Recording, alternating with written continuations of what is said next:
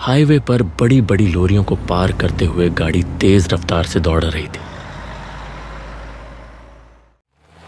दोनों ओर के जंगलों से आती ठंडी हवा पायल के बालों को बिखेर रही थी।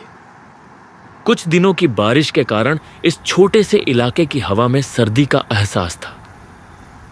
बारिश से भीगी हुई सड़क के दोनों किनारों पर अनगिनत जुगनू उड़ रहे थे। हवा में एक अज्ञात फूल की सुगंध तैर रही थी। मिट्टी की भीनी भीनी खुशबू को पायल अपनी सांसों में भर रही थी। उसके बगल में बैठे सुमन का चेहरा गंभीर था। अचानक गांव आने का कोई प्लान नहीं था, लेकिन पिता की बात को टाल नहीं सके। उस गांव में आना पड़ा जो पुरानी यादों से भरा हुआ है, लेकिन उन यादों में खुशी से ज्यादा दर्द का हिस्सा है। बचपन की बातें याद आते ही सुमन की आंखों के कोने चमक उठे। उसका दिल बेचैन हो गया। मां की चीख पुकार अब भी जैसे चारों ओर गूंज रही थी। यह घटना करीब 25 साल पुरानी थी। उस दिन सुबह सुबह सुमन नींद से जागा। पास में मां और भाई नहीं थे। पहले तो उसे डर लगा, लेकिन खिड़की से झांक कर आसमान देखा तो समझ गया कि सुबह हो गई है। बगीचे की ओर से बहुत सारे लोगों का शोर सुनाई दे रहा था। वह दौड़कर बगीचे में पहुंचा और देखा वह भयावह दृश्य, साथ ही मां की दिल दहला देने वाली चीख। मेरा लड़का, मेरा बेटा चला गया सबको छोड़ के। पिता के पायजामे के कोने को पकड़कर सुमन पीछे हट गया। सामने तालाब पर बड़े भाई का निष्प्राण शरीर तैर रहा था। वे दृश्य जैसे बायोस्कोप की स्लाइड की तरह उसकी आंखों के सामने घूमने लगे। पायल बिना कहे सब समझ गई। उसने सुमन का हाथ कसकर पकड़ा, हल्के से चूमते हुए बोली, सुमन, बहुत दिन हो चुका है, पुरानी बात याद करके अपसेट मत हो। पायल और सुमन का बचपन एक ही गांव में बीता, बल्कि सिर्फ एक ही गांव में नहीं, बल्कि एक ही घर में कह सकते हैं। सुमन के घर में ही पायल का परिवार किराए पर रहता था। बाद में पायल के पिता का तबादला कोलकाता हो गया और वे सभी गांव छोड़कर शहर चले आए। उस समय आज की तरह मोबाइल फोन नहीं थे, इसलिए शुरुआत में कुछ चिट्ठियां आईं, लेकिन धीरे धीरे वह संपर्क भी टूट गया। करीब 6 साल बाद सुमन ने भी गांव छोड़ दिया। बड़े भाई बासु की मौत के बाद सुमन की मां बीमार रहने लगी और अंततः उनका भी निधन हो गया। मां को खोने के बाद सुमन को अपने मामा के घर शरण लेनी पड़ी। फिर नई जिंदगी की शुरुआत हुई। नया स्कूल, नया कॉलेज और पढ़ाई के लिए विदेश जाना पड़ा। सुमन और पायल की फिर मुलाकात विदेश में ही हुई। पायल भी उसी यूनिवर्सिटी में पढ़ाई करने आई थी। शायद ईश्वर का कोई पूर्व निर्धारित योजना थी जिसने उन्हें फिर से मिलाया। पहले पहल दोनों एक दूसरे को पहचान नहीं सके, लेकिन बातचीत के दौरान सुमन ने जब मांडाली गांव की बात छेड़ी, उनके पुराने घर और बचपन के दोस्तों का जिक्र किया, तो धीरे धीरे दोनों समझ गए कि नियति ने उन्हें फिर से एक कर दिया है। बचपन में वे साथ साथ आम, अमरूद और जामुन बटोरा करते थे।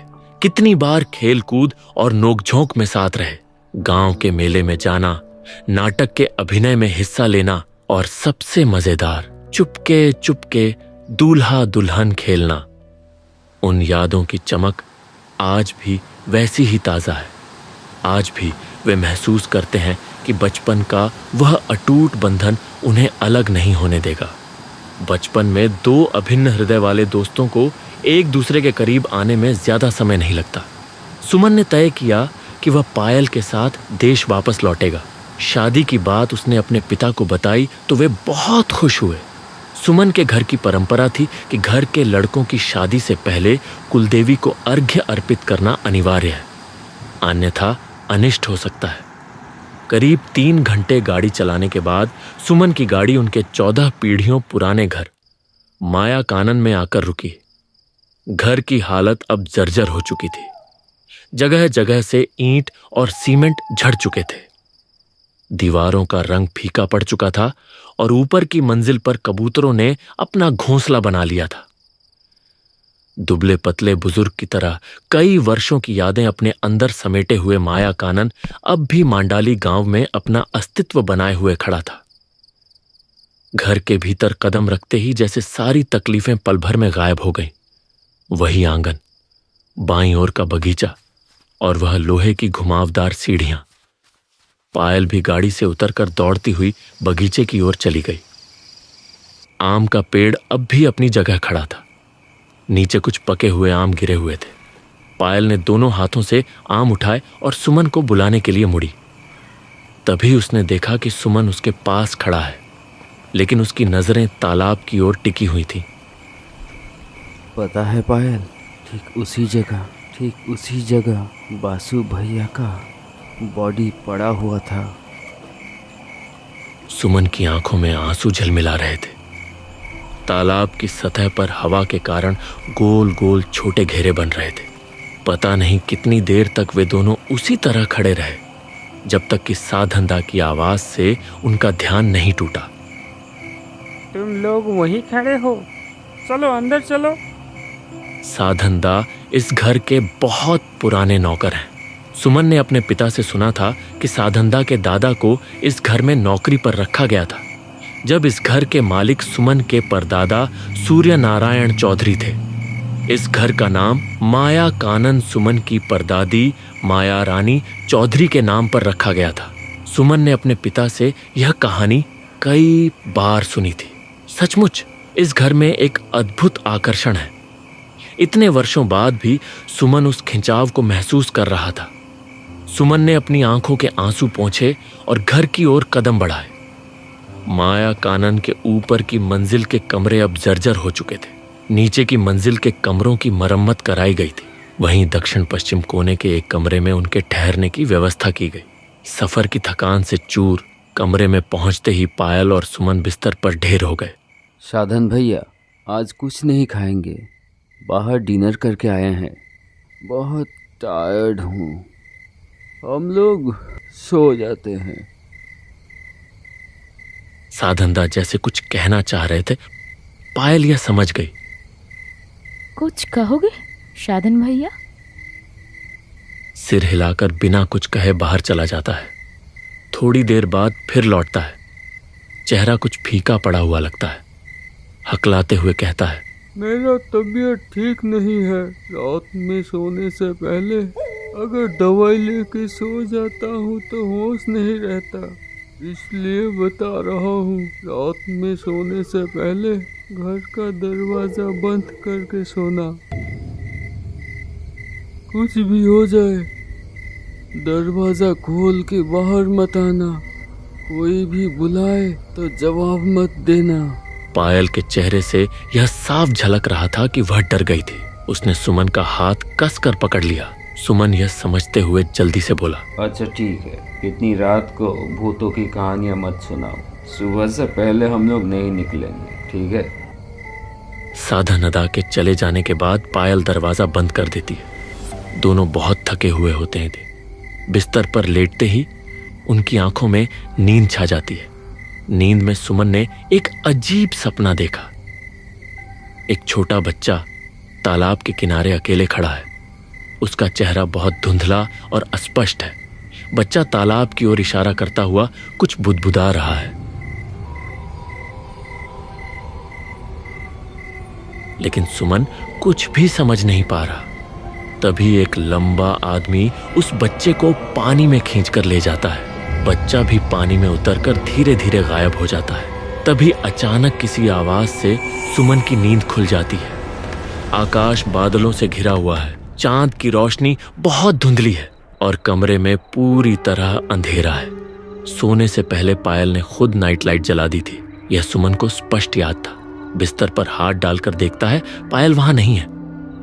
दीवार पर हाथ फेरते हुए लाइट का स्विच नहीं मिल पाता तो मोबाइल की टॉर्च जलाकर देखता है कि कमरे का दरवाजा पूरी तरह खुला हुआ है। लेकिन सुमन को याद है कि दरवाजा बंद करके ही सोया था।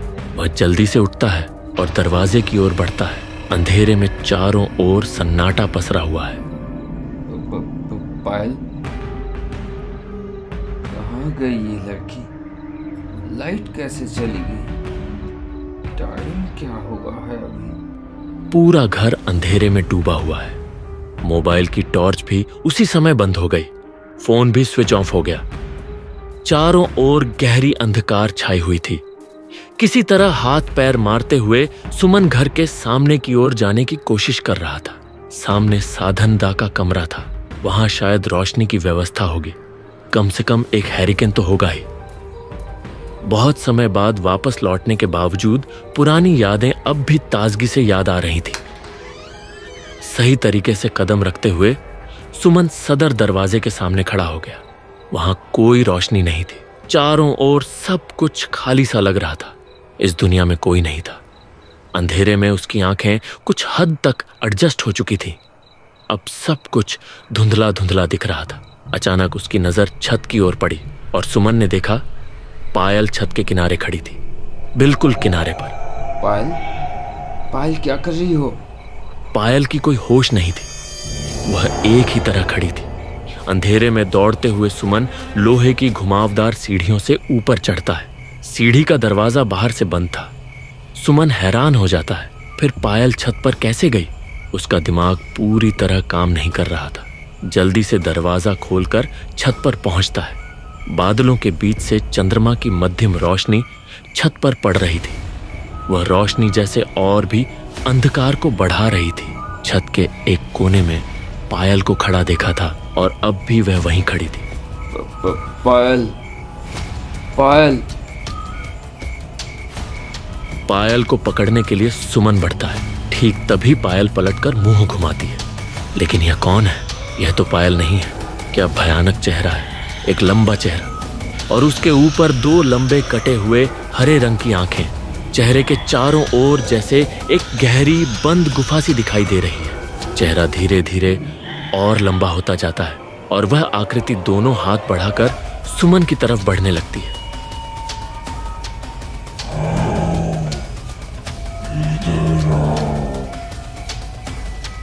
सुमन का शरीर जड़ हो गया था। हाथ पैर ठंडे पड़ गए थे। वह सांस नहीं ले पा रहा था। ऐसा लग रहा था जैसे अब उसकी सांस रुक जाएगी। अचानक बगान की ओर तालाब के पानी में जोर से कुछ गिरने की आवाज आई और तुरंत पूरे घर में लाइट जल उठी। सामने का भयानक रूप जैसे हवा में गायब हो गया। सुमन बेहोश होकर गिरने ही वाला था कि दो मजबूत हाथों ने उसे पकड़ लिया। जब सुमन की होश आई तो उसकी आंखें खुली और उसने देखा कि पायल उसके पास बैठी थी।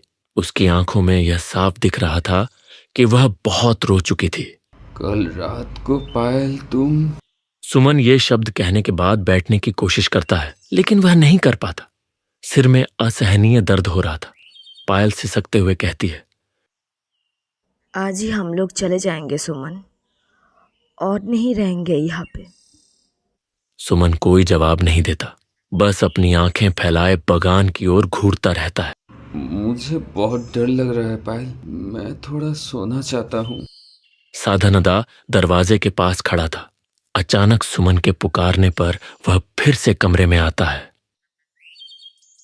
कल रात को मुझे क्या हुआ था साधनदा? कुछ नहीं दादा, कुछ नहीं। आप लोग आज ही चले जाओ।